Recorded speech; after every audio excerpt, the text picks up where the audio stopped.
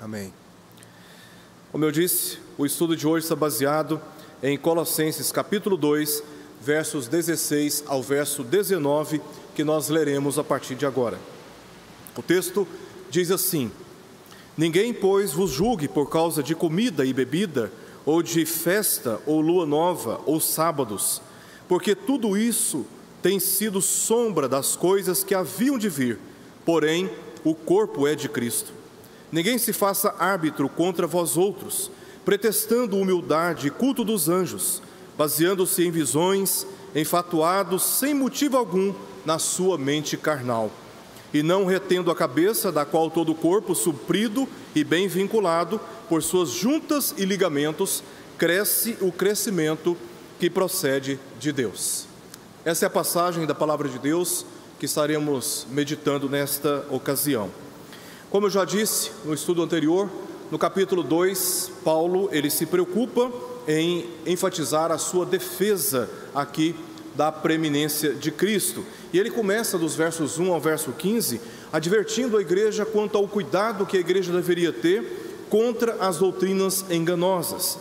Ele argumenta que assim como nós recebemos a Cristo, assim também devemos andar nele.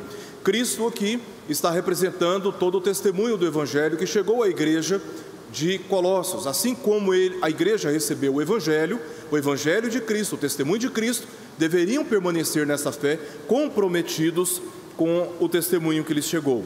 E Paulo faz esta argumentação, apresenta essa defesa, por causa de um perigo que estava cercando a igreja. Por isso Paulo, no verso 8, adverte que a igreja deveria ter cuidado para que ninguém pudesse arrastá-la para qualquer testemunho contrário ou divergente àquele que a igreja tinha recebido a respeito de Cristo. E dois problemas Paulo aqui está pontuando. Primeiro, o legalismo religioso, que ele chama de tradições de homens, e também o falso moralismo, que ele chama de rudimentos do mundo. Nós veremos cada um desses pontos mais adiante. Então, como a igreja deveria se cuidar? A tese de Paulo, o argumento principal dele, entre os versos 9 e o verso 10, é que a igreja deveria discernir a verdadeira doutrina. Então, para se manter na doutrina que havia recebido, o testemunho a respeito de Cristo, a igreja deveria se cuidar, discernindo adequadamente aquela doutrina. Os crentes, eles são aperfeiçoados com base nessa doutrina, conforme lemos no verso 10. Também nele estáis aperfeiçoados. Ele é o cabeça de todo o principado e potestade. Então, é em Cristo que o crente é completado, que o crente é aperfeiçoado. É em Cristo que o crente encontra a sua satisfação. Primeiro, eles são transformados por circuncisão espiritual. Depois, eles são reavivados pela morte expiatória de Cristo. É o que Paulo argumenta aqui. Primeiro, por causa do perdão que ele garantiu na cruz, e por fim, por causa da vitória que ele proclamou na cruz. É assim que os crentes são aperfeiçoados, satisfeitos em Cristo, por causa da sua obra expiatória. Então, o verso 8, onde Paulo trata aqui sobre os cuidados que a igreja deveria ter diante dos enganos que estavam cercando a vida daquela igreja, primeiramente, ele faz menção aqui da tradição dos homens. Que tradição dos homens são estas? É o legalismo religioso que ele vai abordar aqui nos versos 16 ao verso 19. Mais adiante, ele fala sobre os rudimentos do mundo, especificando esses rudimentos do mundo como um falso moralismo, versos 18 até o verso 23. Então, o nosso texto hoje, baseado aqui nos versos 16 ao verso 19, o foco de Paulo é especificar para a igreja a ameaça que estava cercando, que era do legalismo religioso. Observando a nossa passagem, percebemos que ela começa com uma conjunção que significa não apenas pois, mas também portanto, ou por esta razão. Marca essa conjunção uma conclusão baseada nos versos 1 ao verso 15. Então você lê o verso 1 até o verso 15, Paulo conclui aqui com o verso 16, expandindo a advertência geral e passando a apresentá-la de modo mais específico. Paulo está aqui indicando a natureza da heresia que estava sendo ensinada e enfatizada em Colossos, entre os versos 16 até o último verso do capítulo 2, verso 23. Aqui Paulo se preocupa em especificar a natureza desta heresia. Aparentemente, essa heresia ela era uma doutrina sincrética, que combinava crenças judaicas, pagãs e também cristãs. E tal indicação dessa heresia foi acompanhada por 3 exortações principais, como eu disse, dos versos 16 até o verso 23. Primeiro, não considerem o julgamento de tradições vazias, verso 16. No verso 18, não considerem seus juízos.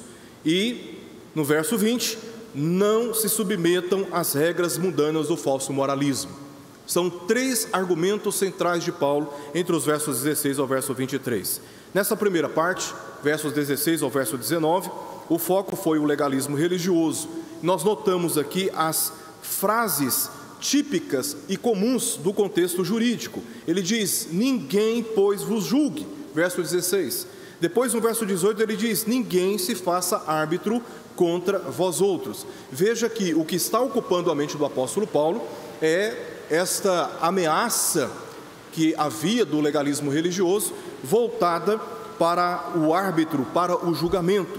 E os 2 contextos aqui que Paulo aborda. Na primeira parte, o primeiro argumento, a partir do verso 16 e verso 17, ele está tratando basicamente dentro de um contexto judaico. Nós veremos esses detalhes no próprio texto. E nos versos 18 ao verso 19, os detalhes que Paulo traz aqui têm mais a ver com o contexto dos gregos.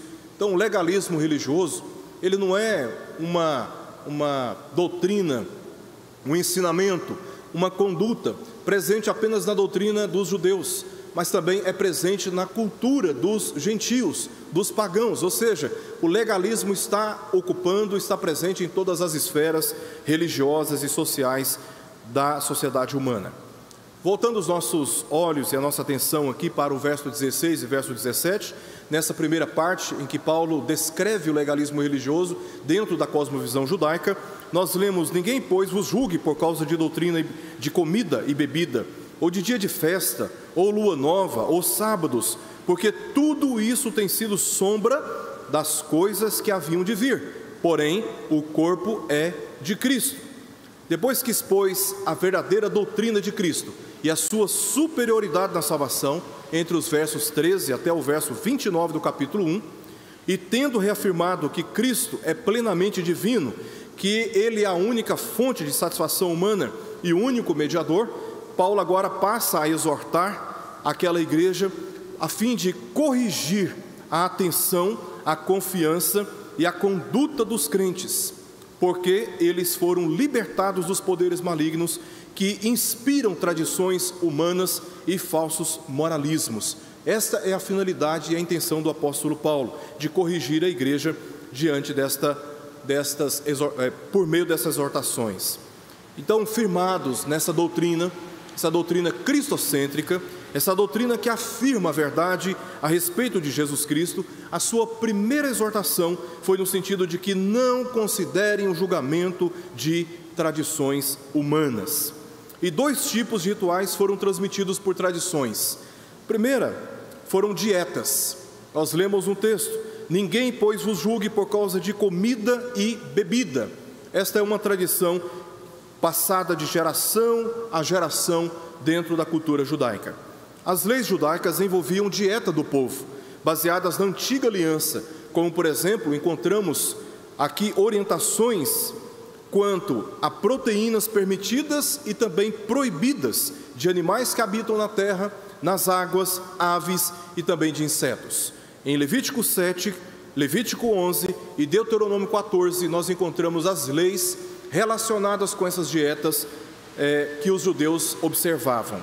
Também nós encontramos em diversas partes das Escrituras dietas baseadas em vegetais, como ervas e sementes, legumes e todos os frutos das árvores, como romãs, uvas, figos e azeitona. Os judeus, baseados naquilo que as leis falavam, eles observavam essas dietas. Também nós temos aqui no nosso texto tradições relacionadas com dias. Dia de festa, ou lua nova, ou sábados, tem a ver com dias. Da mesma forma, certos dias foram marcados como especiais e necessariamente deveriam ser observados pela igreja, ou eram observados pelo povo antigo, o povo de Israel. Estes dias são associados às festas judaicas, principalmente realizadas aos sábados, que eles chamavam de Shabá, que significa literalmente descanso ou cessar. Era o 7º dia, o dia que eles paravam suas atividades e se dedicavam tanto ao descanso, como também à consagração diante de Deus através dos seus ritos religiosos. Então, esses dias, eles eram rigorosamente observados com base em Gênesis 2:3, onde lemos que Deus criou todas as coisas em 6 dias e no 7º descansou, e baseado nisso, no 4º mandamento do Decálogo mosaico, que diz que os israelitas deveriam observar e guardar o dia de sábado. Para os judeus, haviam as festas 7 festas fixas, e essas festas justificavam feriados nacionais. Eram dias em que o povo parava como nação para celebrarem como um só povo essas festas.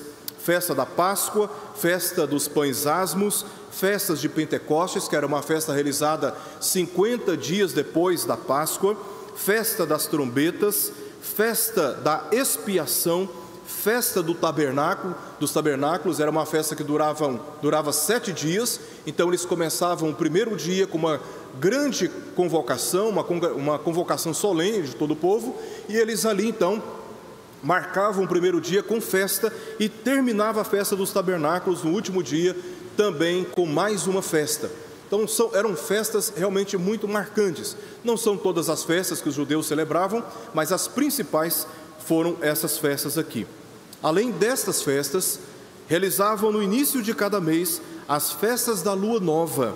Nós lemos sobre essa festa em Números capítulo 28, versos 11 e verso 14, nas quais o povo nesse dia, eles adoravam a Deus, banqueteavam, eles comiam muito nesse dia e paravam também as suas atividades comerciais, conforme lemos em Amós capítulo 8, verso 5.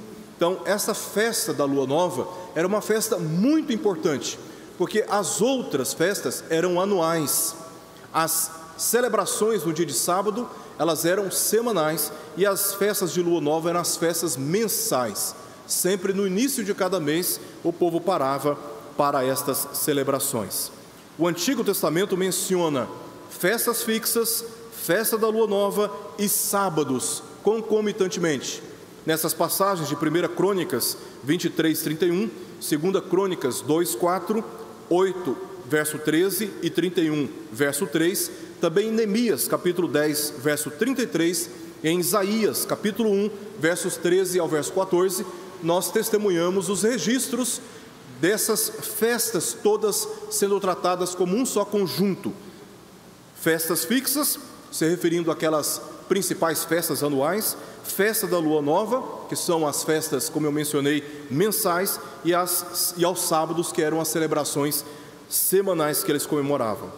A exortação de Paulo preveniu os crentes de se sentirem culpados pela acusação dos que não observavam esses ritos.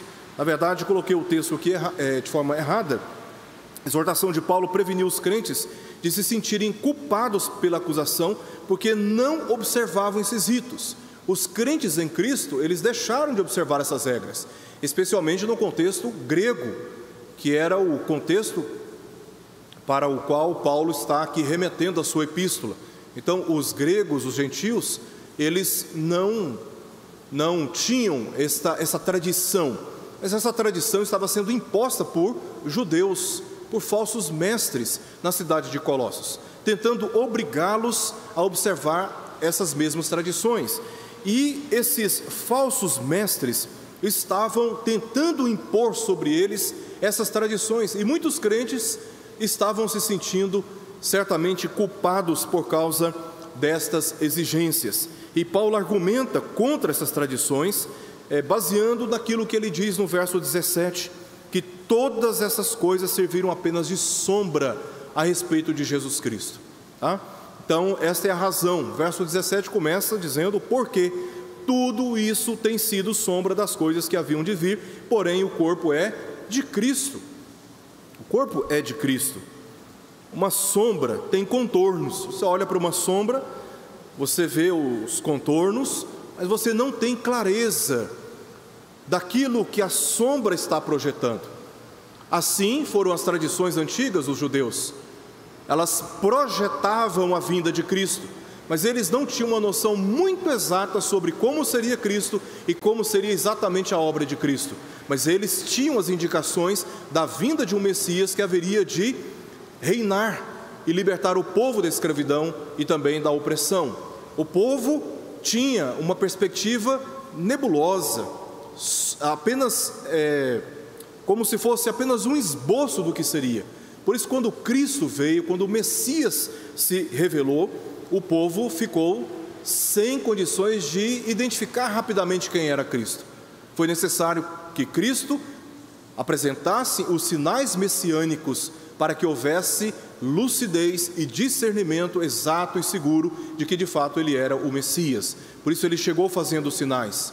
O mais importante não eram os sinais, mas aquilo que os sinais estavam indicando: a pessoa, a identidade do Messias entre o povo. Em outras palavras, várias tradições da lei eram vislumbres da revelação de Cristo que viria quanto à sua pessoa e também às obras que ele haveria de realizar. Agora que os colossenses receberam a Cristo, conforme lemos nos versos 6 e 7 aqui do capítulo 2, eles tinham recebido a Cristo, a sombra se tornou irrelevante diante da glória revelada, e não faz sentido apegar-se a estas sombras mais. Não faz sentido apegar-nos a essas tradições, elas perderam o seu sentido. As tradições humanas, esvaziadas de Cristo, ensinam que a sombra é mais importante que a pessoa. Por isso, elas são ofensivas à verdade e também à realidade. Essas tradições imputadas e exigidas, elas contradizem a verdade do Evangelho de Cristo. Elas são uma ofensa à realidade de Cristo e da sua obra na cruz. Por isso, Paulo está aqui advertindo a igreja para que não se permitisse ser seduzida por estes enganos falazes, essas palavras sutis e maliciosas que estavam tentando desviar a igreja da atenção dada e devida a Cristo. Através do Talmud, que era uma coletânea de livros dentro da cultura judaica, os judeus identificaram 613 mandamentos. Eles pegaram o Pentateuco, especialmente a partir de Êxodo, capítulo 20, quando Deus se revela a Moisés e lhe dá os mandamentos, e aqueles mandamentos eles se estendem por vários capítulos e são repetidos no livro de Deuteronômio e também no livro de Números. Os judeus, eles pegaram esses registros e distinguiram 613 mandamentos. E não bastando isto, os judeus tinham dois métodos de interpretações, de exegeses, de interpretações dessas leis. Eles tinham a chamada Peshá, que era um método usado para interpretar literalmente essas 613 leis ou mandamentos da parte de Deus, mas eles tinham também a Mishnah, que era uma outra tradição, Midrash, que era uma outra tradição de interpretação das leis, especialmente por causa da Midrash, eles ultrapassaram o significado literal dos mandamentos com inúmeras normas religiosas, inúmeras normas éticas e civis que foram criadas, confundindo a autoridade da palavra de Deus com os intuitos e tradições humanas. Então, eles extraíram, eu li todas as 613 hoje, as leis que eles extraíram da palavra de Deus. Então, nós temos todas as referências bíblicas que eles usaram para distinguir as leis, os mandamentos, 613 mandamentos, tá? É claro que eles fazem uma verdadeira confusão com essas leis, né? Mas eles distinguiram da palavra de Deus 613. Então, usando um método de interpretação subjetivo dessas leis, dos 613 surgiram muito mais leis. E aí, aquilo que não está na Escritura, aquilo que Deus não revelou, aquilo que Moisés não exigiu, eles passaram a exigir por interpretação pessoal, impondo às pessoas o dever de cumprir essas tradições, tanto quanto eles deveriam cumprir aqueles mandamentos explícitos, literais da palavra de Deus, confundindo a autoridade das Escrituras com tradição dos homens. Brota a corrupção religiosa baseada em tradições humanas. O legalismo ama a religiosidade pela religiosidade, desde que não haja cruz para crucificá-la. Por que os falsos mestres odiavam tanto a pessoa de Cristo e o testemunho de que ele tinha morrido na cruz e ressuscitado ao terceiro dia?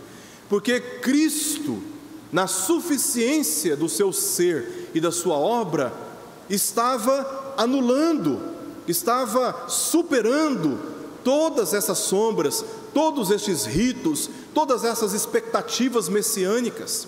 A pessoa do Senhor Jesus Cristo estava anulando tudo isso e desencorajando as pessoas de praticarem tais tradições. Então, o legalismo, ele é ameaçado pelo testemunho de Cristo. O legalismo, ele é afrontado pelo testemunho da cruz. E alguns crentes estavam sendo influenciados por dúvidas ou até mesmo já estavam se desviando da verdade. Não é à toa que Paulo está advertindo a igreja contra esses perigos que estavam acontecendo.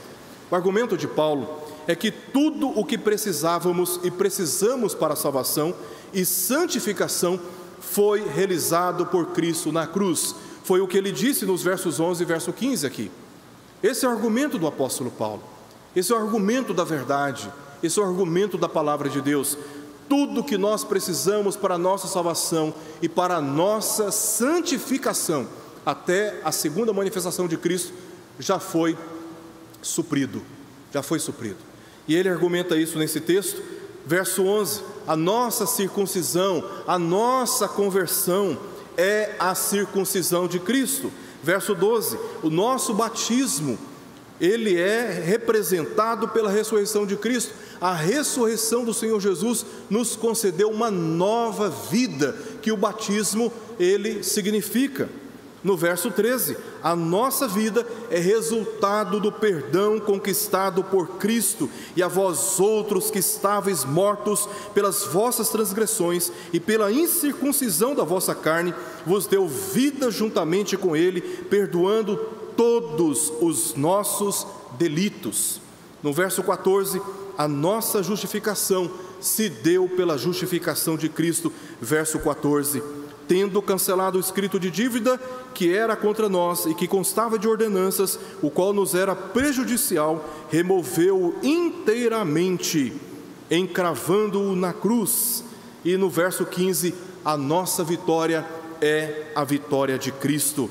Ali na cruz, ele despojando os principados e as potestades, publicamente os expôs ao desprezo, triunfando deles na cruz. O triunfo de Cristo na cruz é o nosso triunfo contra os nossos acusadores, contra aqueles que nos escravizavam no pecado. Paulo mostra com este testemunho que a nossa suficiência está de fato na pessoa de Jesus Cristo. Portanto, nós não precisamos mais seguir essas tradições, porque todas elas foram atendidas e supridas pela reta justiça que Cristo cumpriu na cruz. Tudo isso é possível por nossa união em Cristo. Morremos e ressuscitamos com Ele, as leis foram cumpridas por Ele e o nosso acusador foi silenciado. Todas as leis de Deus que exigiam o cumprimento da justiça, diante das quais éramos incapacitados, estávamos impedidos de atender pela nossa própria condição, Cristo veio e cumpriu no nosso lugar. Ao cumprir essas leis em nosso lugar, os nossos acusadores foram silenciados. Portanto, todos nós já podemos desfrutar da libertação e não nos culparmos pelas falsas acusações, quando já fomos justificados diante do Senhor. Já fomos justificados.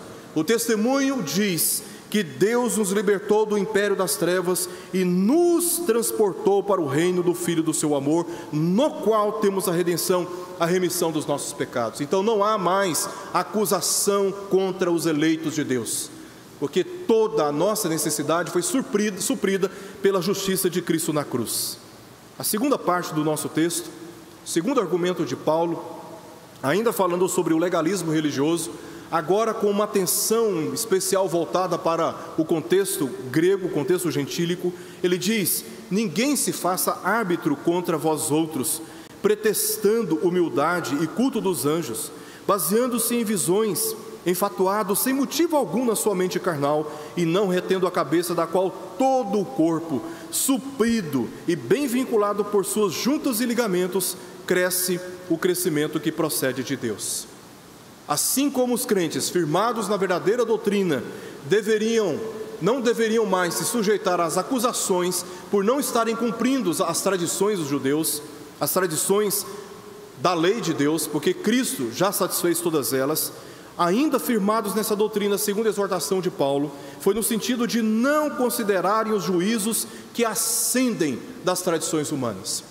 Não bastando a mensagem legalista, o apóstolo Paulo agora volta a sua atenção para os agentes, os comunicadores destes falsos ensinos no seio da igreja. Não considerem esses juízes, não considerem os seus julgamentos. Primeiro argumento, agora não considerem esses juízos.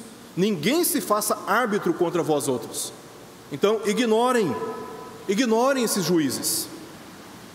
Na história da igreja, os árbitros do legalismo sempre se apresentaram com falsa humildade. Paulo diz que esses árbitros contra a igreja, eles pretextavam humildade. Esta é a história da igreja.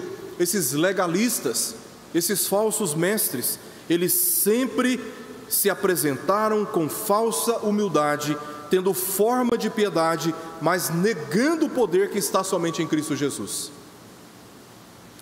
Tal forma de piedade sempre foi um método usado pelos legalistas para garantirem que seus interesses egoístas, e eu digo anticristãos, fossem atendidos, através de devoção às leis, autopromoção pela disciplina nas orações e demonstração de preocupação pelo bem dos outros. Por isso que muitos têm dificuldades de distinguirem hoje falsos mestres na igreja, porque eles estão por trás da roupagem de ovelhas, eles estão por trás dessas formas vazias de verdade, como se fossem verdadeiros piedosos. São dedicados às orações, eles têm uma preocupação muito imensa e muito forte, muito rigorosa com leis, com tradições, e eles são também guiados por esse testemunho de que tudo o que eles ensinam, tudo o que eles exigem, todo o seu legalismo tem um só propósito, que é o bem dos outros. E isso é uma mentira. O legalista, ele mente, usando esse subterfúgio para ganhar e cativar a simpatia e a confiança dos outros. Por isso que tantos hoje têm dificuldades para dizerem: este é falso mestre, e esta é uma falsa profetisa na igreja hoje. Porque parece, no primeiro momento, que estamos e seremos injustos de fazermos tal acusação, de fazermos tal distinção, porque parecem que são piedosos, mas na verdade não são piedosos. Este é um problema tão antigo quanto atual, e Paulo está dizendo: estes que se arbitram contra os outros, eles usam desta falsa humildade para se aproximar dos outros. Na igreja de Colossos, eles estavam infiltrados como vigilantes e árbitros daqueles que não obedeciam suas exigências. Então eles estão vigiando dentro da igreja, onde você vai, o que você fala, o que você faz. Eles estão nas redes sociais te vigiando o tempo todo, porque eles querem te pegar no erro. Eles têm um pressuposto de que o modelo de autoridade e de tradição cristã é o modelo dele. Então eles ficam vigiando para te pegar em alguma falta, e eles querem assim imputar constrangimentos, culpas e julgando a idoneidade cristã o tempo todo. Legalistas são incansáveis, eles têm prazer. Essa é uma possível tradução para a palavra grega que aparece aqui para pretexto. não é pretexto no sentido da literatura. Esse pretexto aqui tem um sentido de apego, de prazer. Isso tem a ver com, essa palavra pretexto tem a ver com esta preferência pela humildade, né? Preferência pela humildade. Eles gostam de constranger, gostam de criar culpas, o tempo todo te fazer se sentir culpado, e gostam também de julgar a idoneidade cristã, menos a sua própria reputação. Eu me lembro muito de um filme já considerado antigo, Minority Report. É um filme protagonizado por como é que chama? Tom Cruise. Vale a pena assistir esse filme, Minority Report, o nome do filme. O filme basicamente, para não fazer um spoiler aqui, né? O filme basicamente conta a história de um mecanismo de prevenção. Esse mecanismo, ele descia uma bola com o nome de uma pessoa que cometeria um crime. E o protagonista ali, o Tom Cruise, ele defende esse mecanismo como sendo um mecanismo perfeito e infalível. Então, como agente da polícia, quando descia a bola, ele procurava a pessoa e ele chegava no momento bem antes da pessoa cometer um crime. Então a pessoa ela era julgada por um crime que ela cometeria. Então esse mecanismo era um mecanismo que o filme mostra como um mecanismo infalível, até o dia em que daquele mecanismo desce uma bola gravada o nome do próprio protagonista do filme. Aí ele passa o filme todo tentando provar que o mecanismo ele é falível. Ele é falível, né?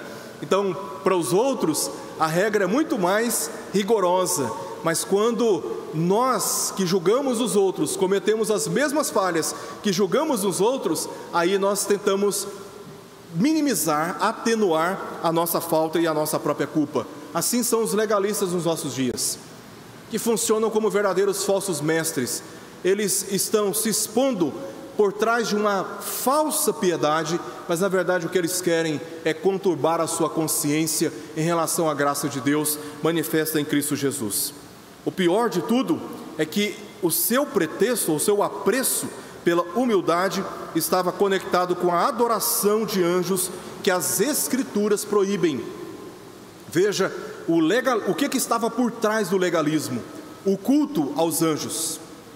E analisando o Novo Testamento, nós descobrimos que esta é uma realidade repetida, esse é um testemunho repetido no Novo Testamento.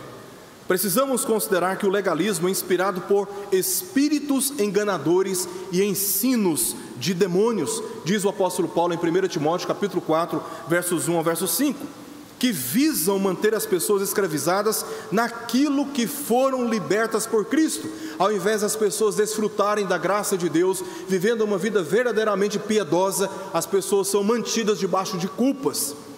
São tantas regras, são tantas implicações, que a pessoa vive triste, ela vive cabisbaixa, se sentindo impotente, não desfruta da alegria por ser cristão em Cristo Jesus, porque ela está o tempo todo sendo lembrada que ela é culpada pelas suas falhas periféricas, e até aquelas mais graves, que já foram perdoadas por Deus em Cristo Jesus. As pessoas são mantidas debaixo dessa consciência culpada, debaixo dessa tristeza, desse fardo. E isto é trabalho de legalistas dentro das nossas igrejas. As pessoas estão perdendo a alegria, a mais excelsa experiência na vida de um ser humano é de ser um seguidor de Jesus Cristo, de saber que todos os seus pecados foram perdoados, que sobre ele não há mais nenhuma condenação, mas por causa de picuinhas dentro da igreja, as pessoas são mantidas debaixo de um senso de culpa, como se elas ainda estivessem escravizadas, quando Cristo Jesus satisfez plenamente a justiça de Deus e triunfou dos seus acusadores na cruz, libertando-as desse estado para desfrutarem da sua liberdade, liberdade essa que custou o sangue precioso do Senhor Jesus Cristo. Tais hereges baseavam suas exigências em duas fontes, conforme lemos aqui no nosso texto, ainda no verso 18. Primeiro, eles baseavam as suas teses, os seus ensinos, em visões. E o texto que aparece aí, enfatuado, poderia também ser traduzido como inflamando. Era assim que eles lidavam com estas heresias, com esses falsos ensinos. Eles inflamavam as suas mentes por crenças sem significado. Pensavam estar cheios de razões, e razões seguras em seus ensinos, mas na realidade suas mentes estavam vazias. Todo legalista tem muitos argumentos muito bem construídos, mas na verdade eles estão com as suas mentes vazias.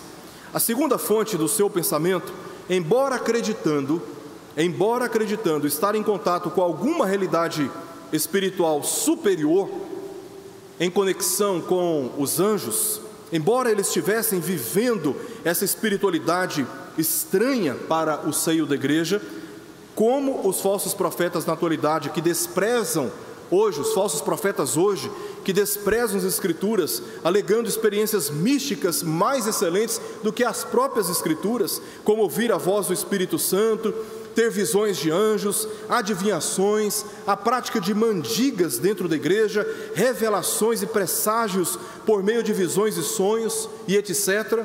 Assim, os falsos mestres daqueles dias estavam separando a cabeça do corpo da igreja, estavam se desconectando, se desapegando da pessoa de Jesus. Cristo, que é a única fonte de vida capaz de satisfazer, unir e fazer a igreja crescer com saúde, ou seja, o crescimento que procede de Deus. Por que aqueles hereges estavam pregando o legalismo dentro da igreja? Porque eles já tinham se descomprometido de Cristo. Porque se Cristo satisfaz todas as coisas, o legalismo perde o sentido. Se você prega o legalismo, é porque você está negando a suficiência de Cristo. Por isso eles tinham se desconectado completamente, como diz o verso 19, e não retendo a cabeça, da qual todo o corpo, suprido e bem vinculado por suas juntas e ligamentos, cresce o crescimento que procede de Deus. Então, o legalismo é o falso evangelho. Ele é inimigo da graça de Deus. Ele nega Cristo. E por isso ele tem que se apegar a tradições humanas. Ele tem que se apegar a outros recursos e não à verdade de Deus. A verdadeira espiritualidade não vem pelo cumprimento de tradições humanas, mas pela união com Cristo. A nossa espiritualidade, ela só é consistente e verdadeira, ela só é real se ela for baseada na nossa união com Cristo Jesus e da sua união conosco. É nós unidos a Cristo, Cristo unido a nós. Essa é a verdadeira experiência. Jesus disse em João capítulo 15, verso 5: eu sou a videira, vós os ramos.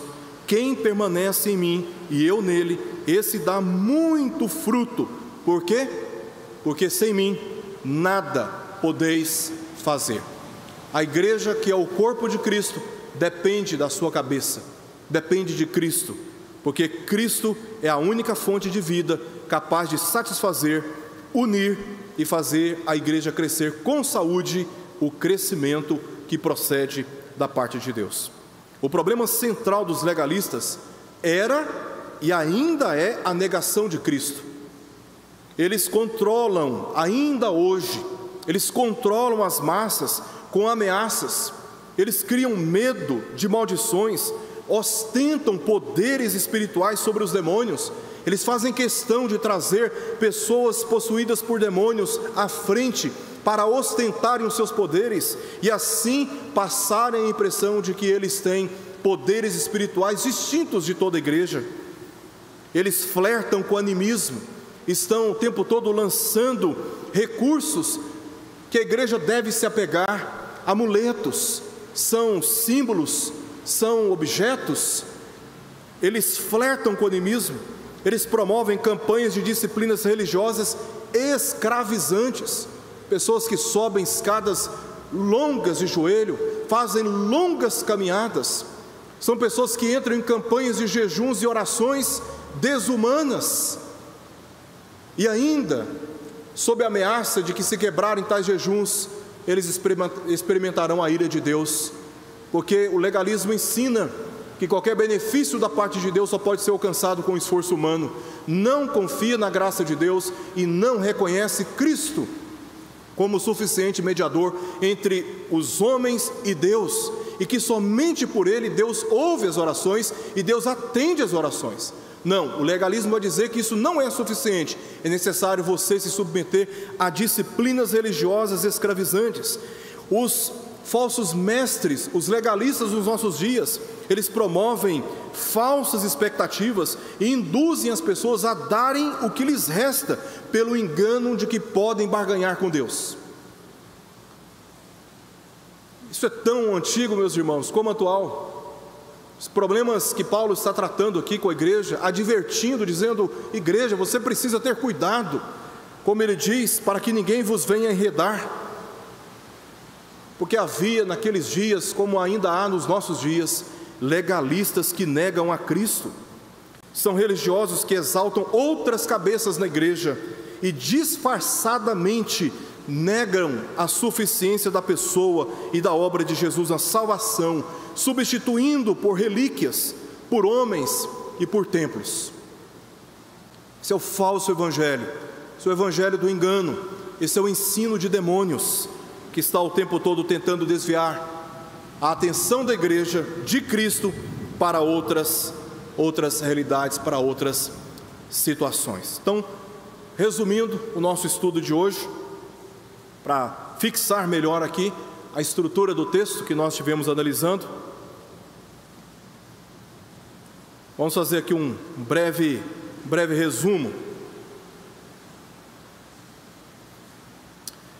Primeiro, Paulo argumenta no verso 16: não considerem o julgamento de tradições vazias. Não considerem o julgamento de tradições vazias. Por favor, você que está me ouvindo neste momento, não considere o julgamento que você sofre, os constrangimentos, as culpas que lhe são imputadas, baseadas em tradições vazias. Não faça isso com você.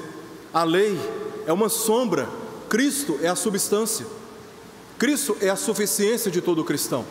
Confie em Jesus Cristo, apegue-se a Ele e não permita sofrer por falsas acusações. Em segundo lugar, não considerem os juízos e os juízes também dessas tradições humanas, vazias. Não considere essas pessoas, não deem crédito a esses legalistas, não deem ouvidos a estes legalistas, afastem-se desses legalistas religiosos. Eles visam tão somente te manter escravizado sobre culpa e doutrina de obras que negam a suficiência da pessoa de Jesus Cristo. Não considerem seus juízes. Eles se baseiam em visões, inflamando suas mentes por crenças sem significado, e são pessoas desapegadas de Cristo. Pessoas que estão desapegadas de Cristo vão sempre tentar te ensinar a andar por um caminho que nega a suficiência de Cristo. Você sempre tem que fazer algo a mais. Você tem que completar a obra de Cristo. Se você quiser algum benefício, você tem que fazer a sua parte, porque Deus em Cristo não é capaz de completar a sua necessidade. Este é um engano, esta é uma mentira que precisa ser confrontada pela palavra de Deus. Então, resumindo ainda aqui tudo que nós estudamos, o legalismo religioso que Paulo está tratando, considerando o nosso atual contexto, ele é hipócrita, porque todo legalista, ele esconde pecados. Ninguém é capaz de cumprir perfeitamente as exigências da lei de Deus. Ninguém. Então, se eu me faço árbitro contra o meu irmão, eu estou pregando a minha própria hipocrisia, porque eu também cometo pecados, eu também sou falho, eu também sou sujeito a fracassos. E todo legalista é hipócrita, ele é um mentiroso. Ele quer passar a noção de que ele é melhor, de que ele sabe mais, de que ele é isento de determinadas situações constrangedoras e de pecado. Ele sempre considera que se ele estivesse no lugar do outro, ele faria o trabalho melhor. Ele é um hipócrita. Porque se você pegar um legalista que está o tempo todo te acusando das suas falhas e você colocar no mesmo lugar, ele vai perceber que as suas acusações foram levianas, foram precipitadas, foram baseadas na hipocrisia de que ele também tem pecados. O legalismo religioso também é orgulhoso, porque nega a simplicidade do Evangelho. O Evangelho de Cristo é simples. Nós pecamos contra o Senhor, nascemos em pecado, condenados justamente pelos nossos pecados a vivermos afastados eternamente da presença de Deus. Mas Deus, no seu grande amor por nós, enviou Jesus para satisfazer essa justiça que mantinha a condenação sobre nós. Jesus veio, satisfez essa condenação, e por Cristo nós fomos libertados dessa condenação. Hoje somos livres em Cristo Jesus. Somos livres para vivermos a unidade da igreja, vivermos o Evangelho de Cristo, vivendo uma vida santa e santificada na presença do Senhor. Mas não, o legalismo vai dizer para você que isso não é suficiente. Você precisa adicionar ao Evangelho apetrechos, adornos, penduricalhos.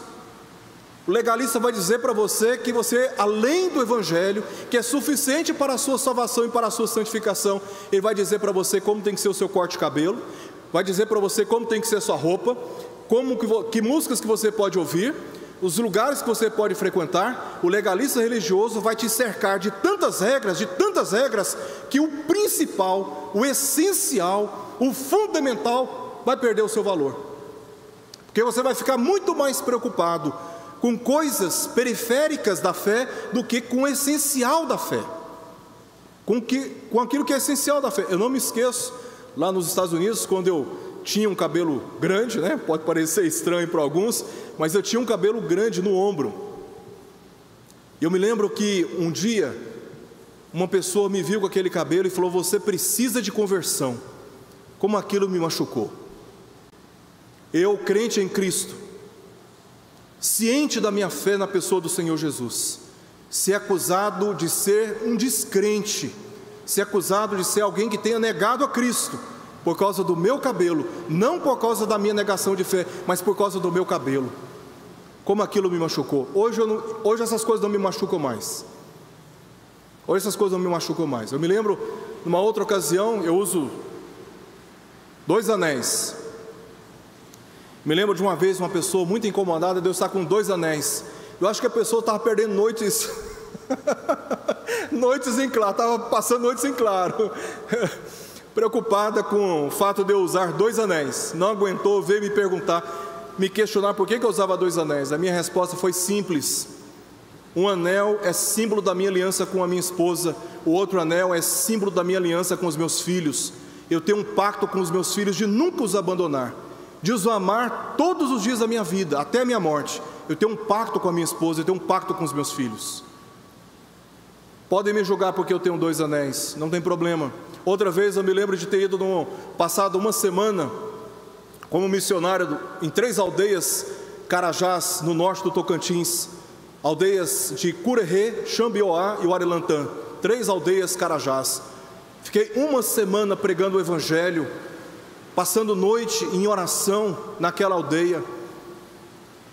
Isso, inclusive, levado pelo carro da FUNAI. Foi uma semana intensa com os índios Carajás do norte do Tocantins. Experiência muito marcante para a minha vida até hoje. E quando fui me despedir daqueles indígenas, eles queriam me agradecer pelo tempo que eu passei com eles. Eles me deram alguns artesanatos e quiseram pintar o meu corpo. Me perguntaram se podia. Eu falei: pinta aí. Pode pintar. O que eles estavam querendo transmitir para mim é a gratidão pelo tempo que eu passei com eles. Eles pintaram. Eu voltei para Goiânia com os braços pintados, pinturas da natureza.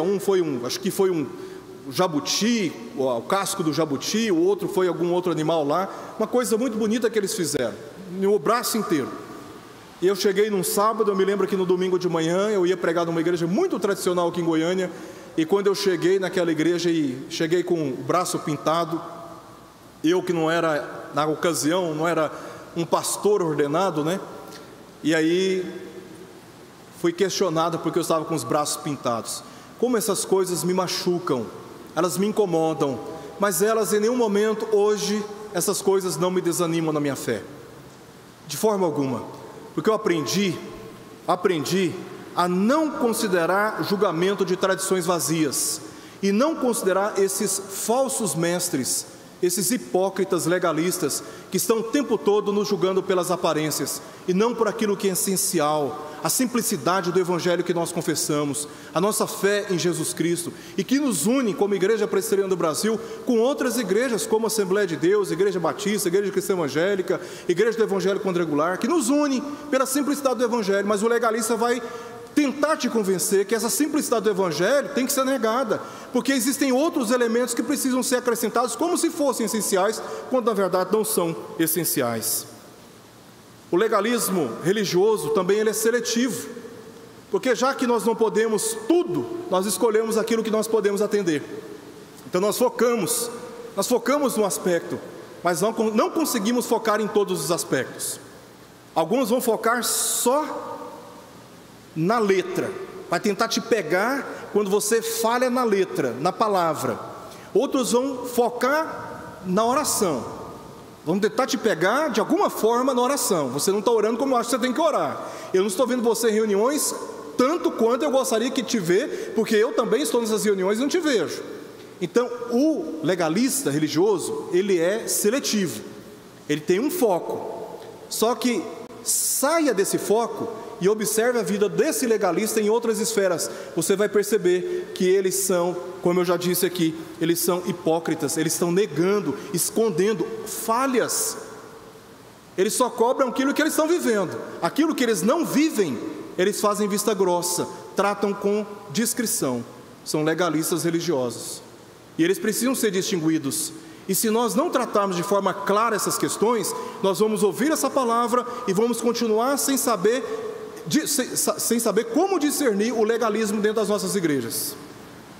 O legalismo religioso também é impiedoso, porque ele desconsidera as diferenças. Todo legalista trata todo mundo de forma linear. A régua é para todos. Desconsidera as histórias, as formações, os traumas, os sucessos, as alegrias, os fracassos, a idade, o gênero sexual, as ambições na vida. Desconsidera a formação familiar, desconsidera as deficiências de caráter, as virtudes de caráter. O legalista religioso, ele trata todos de forma igual. Ele trata todos de forma igual. Ele não consegue observar nas diferenças a virtude de sermos indivíduos. Ele enxerga a massa, e a massa tem que ser tratada toda de forma igual. Existem coisas que nós tratamos em público, existem coisas que nós tratamos em particular, porque cada indivíduo tem uma história, tem um contexto, tem uma demanda, tem uma limitação.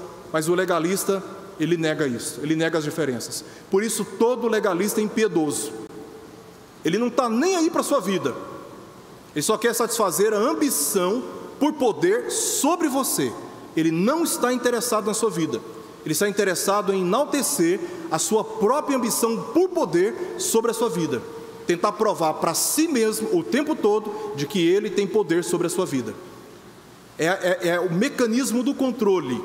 O legalismo é um mecanismo de controle da vida dos outros, da vida alheia. Também, o legalismo religioso é superficial, porque valoriza mais o que é externo.